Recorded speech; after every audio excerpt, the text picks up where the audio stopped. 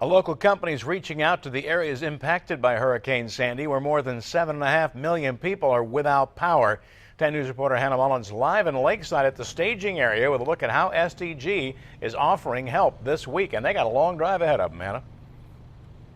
They certainly do. And for the past couple hours, SDG&E employees have been loading up vehicles like this bucket truck and those vehicles behind them onto flatbed trucks. They say just like a firefighter rushes to the front lines, this was their call to action. The death toll is climbing and the devastation is growing. When Hurricane Sandy struck, it left more than 7.5 million people without power. New York City's utility company, Con Edison, says it's their largest ever storm-related outage. It sounds like they're in pretty bad shape from what we can tell, so we're going to give it our best and try to help them get people back on.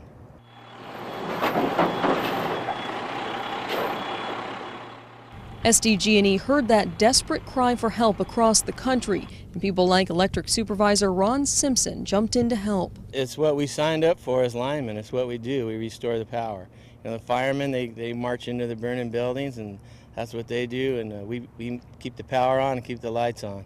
They're hauling off 26 vehicles from Lakeside to New York City. Simpson is one of 45 employees who will follow. It feels good inside. You know, it's really rewarding right here, especially when you get a whole segment of line together and you heat it up and a whole neighborhood lights up. That's your reward right there.